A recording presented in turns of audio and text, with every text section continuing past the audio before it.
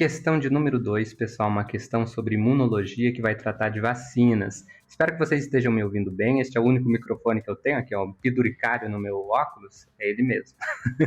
Mas é isso aí, vamos lá. Vou ler primeiro então esse texto introdutório para a gente entender do que é que se trata essa questão. Estima-se que haja atualmente no mundo 40 milhões de pessoas infectadas pelo HIV, que é o vírus da imunodeficiência humana, que causa a AIDS, a síndrome da imunodeficiência adquirida, sendo que taxas de novas infecções continuam crescendo, principalmente na África, Ásia e Rússia. Que coisa, né, gente? Nesse cenário de pandemia, uma vacina contra o HIV teria imenso impacto, pois salvaria milhões de vidas. Certamente seria um marco na história planetária e também uma esperança para as populações carentes de tratamento antiviral e de acompanhamento médico. Bem, então uma questão aqui que vai tratar sobre vacinas para o HIV, né? Veja, essa questão é de 2009 e ainda hoje nós não temos uma vacina universal para o HIV, né? Isso em virtude da grande capacidade mutante que este vírus possui, certo? Aqui nós temos então uma imagem, né, que mostra algumas abordagens de desenvolvimento de vacinas contra o HIV. Esse é o vírus HIV, a estrutura dele.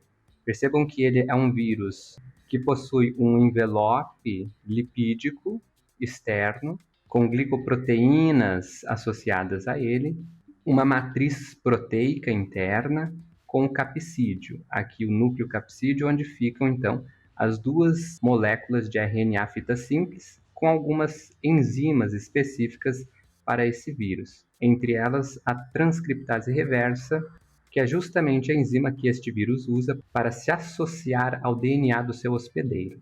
E as abordagens de vacina para o HIV são as de vírus inativado, né, com o vírus morto, de vírus atenuado, com o vírus vivo, porém enfraquecido, são as mais populares. Também temos a de peptídeo sintético e de subunidade recombinante, que utilizam algumas partes específicas do agente infeccioso para a produção da vacina, vacinas de DNA, de vetores bacterianos e de vetores virais, onde se utilizam bactérias e vírus inofensivos aos seres humanos com o material genético do vírus no seu interior, para estimular o sistema imune da pessoa.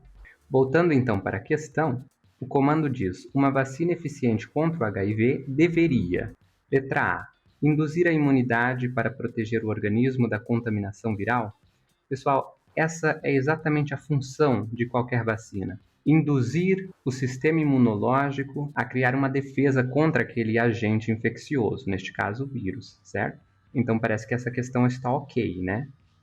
B. Ser capaz de alterar o genoma do organismo portador, induzindo a síntese de enzimas protetoras. Pessoal, o genoma é o conjunto completo de genes de um indivíduo. E como nós vimos na assertiva anterior, a função de uma vacina é estimular o sistema imunológico e não alterar o genoma de um indivíduo. Isso aqui não está correto.